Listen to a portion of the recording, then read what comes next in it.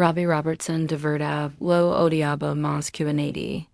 Robbie Robertson nació como Jaime Rael Robbie Robertson el 5 de julio de 1943 en Toronto, Canada. Creció en una familia de herencia mixta. Su mamá era de descendencia Mohawk Waikaga de la Reserva de las Seis Naciones en Ontario, mientras que su papá era de origen judío inmigrante. Robertson creció rodeado de tradiciones culturales, historias folclóricas y música que después moldearon su visión creativa. Desde muy chico le trajo la guitarra, aprendió solo a tocar y desarrolló un estilo distintivo que combinaba ritmo con alma, punteo intrincado y un profundo sentido de contar historias. Cuando era adolescente, la pasión de Robertson por la música lo llevó a la creciente escena de rock and roll en Canadá. Para mediados de su adolescencia, ya estaba tocando en bandas locales, impresionando a músicos mayores con sus habilidades técnicas y sus instintos naturales para componer canciones. Su gran oportunidad llegó cuando se unió a Ronnie Hawkins y Los Hawks, un grupo que tocaba una marca de rockabilly. Hacer giras por América del Norte con Hawkins fue la primera inmersión de Robertson en la vida exigente de un músico profesional. No solo filo su arte en el escenario, sino que también comenzó a formar lazos de por vida con sus compañeros de banda Levon Helm, Rick Danko, Richard Manuel y G. Hudson. Estas relaciones resultarían vitales cuando los Hawks eventualmente se separaron de Hawkins para formar su propio grupo, más tarde conocido simplemente como The Band. El ascenso de The Band de la fama a finales de los Ecos 60 marcó un punto de giro en la historia del rock, con Robertson como compositor principal y guitarrista líder. El grupo redefinió cómo podía sonar la música rock. Su álbum debut de 1968, Music from Big Pink, grabado en una casa en el norte del estado de Nueva York, no se parecía nada que el mundo hubiera escuchado antes, enraizado en americana, folk, country y blues. Se alejó de las tendencias psicodélicas de la época y introdujo un sonido rústico y tierno que inspiró innumerables artistas. Canciones como The Weight y Chess Fever se convirtieron en clásicos instantáneos, celebrados por su calidad atemporal y profundidad poética.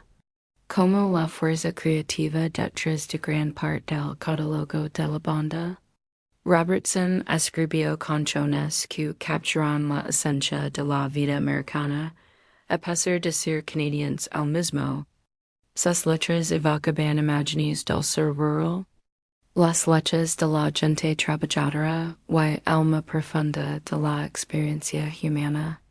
Obras maestras como The Night They Drove Old Dixie Down, Up on Cripple Creek, Why It Makes No Difference, permanecen como algunas de las canciones más evocadoras y duraderas en la música popular. Su forma de tocar la guitarra, sutil pero poderosa, nunca buscó opacar, sino que elevaba la narrativa de cada canción, más allá de su composición. Robertson fue fundamental en formar la imagen y dirección de la banda. A menudo actuaba como el portavoz del grupo, guiándolos a través de la turbulencia de la fama y las presiones de la industria musical. La colaboración de The Band con Bob Dylan durante la controvertida gira eléctrica de Dylan de 1965 a 1966 cementó en más su legado. Robertson, while el grupo se mantuvieron firmes al lado de Dylan mientras enfrentaba a batallas de audiencias que resistían su transición del folk al rock, probando su resistencia y compromiso con la integridad artística. La carrera de The Band culminó con su legendario concierto de despedida, The Last Waltz, El Dia de Acción de Gracias to 1976 in a Winterland Ballroom in San Francisco, organizado en gran part by La Vision de Robertson y dirigido por Martin Scorsese. El Concierto Reunio and Quianes Quian de Lindas del Rock y Folk. Inclinado a Dylan, Joni Mitchell, Neil Young, Eric Clapton y Van Morrison. La película resultante, también titulada The Last Waltz. Siendo uno de los mayores documentales de conciertos jamás hechos, inmortalizando la visión de Robertson de la música como una experiencia comunal y una narrativa histórica. Después de the band, Robertson se embarcó en una exitosa carrera solista, lanzando una serie de álbumes que mostrarán su arte en evolución.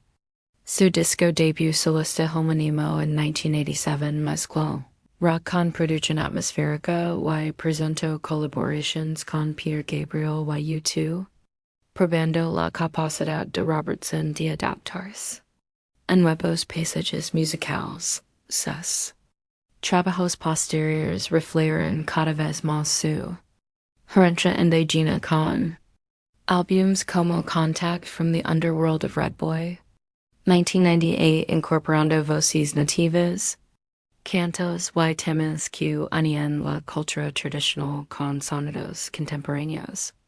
Además de su música, Robertson forjó una colaboración larga y fructífera con el cineasta Martin Scorsese, componiendo o contribuyendo a numerosas bandas sonoras, incluyendo Raging Bull, The King of Comedy, Casino, Gangs of New York, The Wolf of Wall Street y The Irishman. Su comprensión intuitiva de cómo la música podía mejorar la narrativa en pantalla lo convirtió en una de las figuras más respetadas en la música de cine. Robertson también escribió memorias, más notablemente Testimony 2016, en las que reflexiona sobre su viaje a través de la música, la fama y el descubrimiento cultural. El libro, lleno de calidez, humor y franqueza, dio a los fans una mirada íntima del hombre detrás de las canciones. Desde las influencias de infancia hasta las dinámicas complicadas de la banda y sus búsquedas creativas duraderas, el 24 de marzo de 1968, Robbie Robertson dio un paso importante en su vida personal cuando se casó con Dominique Bourgeois, una periodista canadiense. Dominique era hija de un crítico de cine y profesor, lo que significaba que había crecido en un ambiente profundamente conectado al arte, la cultura y las búsquedas intelectuales. Este matrimonio marcó un periodo de estabilidad para Robertson, quien en ese momento estaba ascendiendo a la fama internacional como guitarrista líder y compositor principal de la band.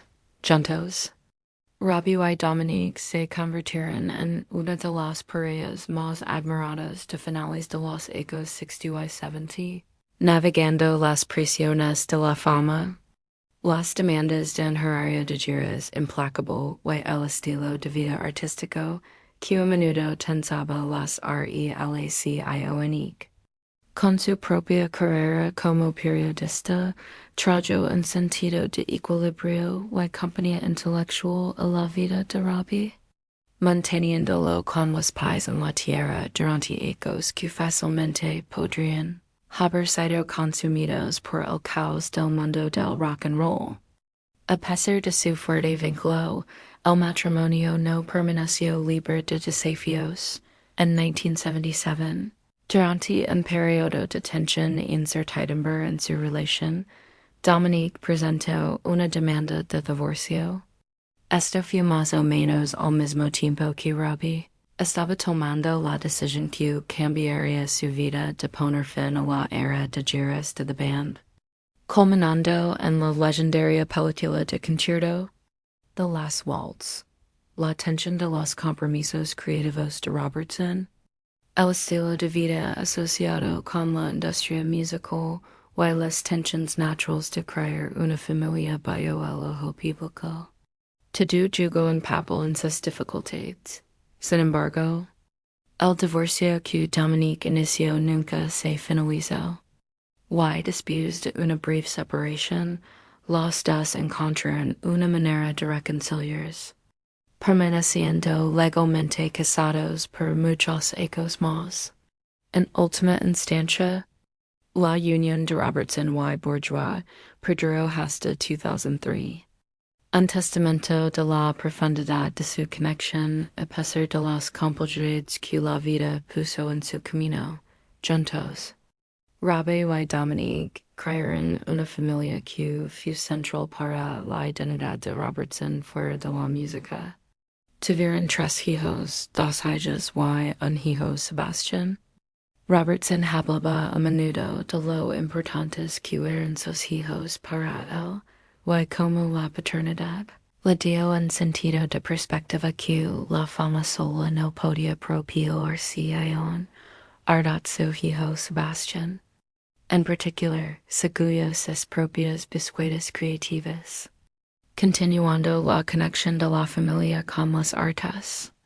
La dinámica familiar, aunque a veces privada, fue una parte importante del mundo de Robbie, influyendo en sus decisiones y manteniéndolo con los pies en la tierra.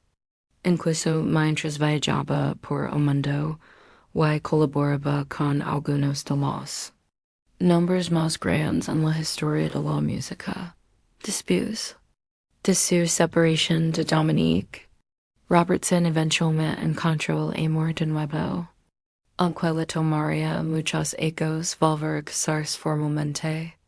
El 12 de marzo de 2023, solo meses antes de su muerte, Robertson se casó con su novia de 4 años, Janet Zuccarini, una empresaria canadiense y restauradora ampliamente respetada en su campo. No solo tenía éxito en el negocio de restaurantes, sino que también era bien conocida por los audiencias canadienses como Weza en Top Chef Canada.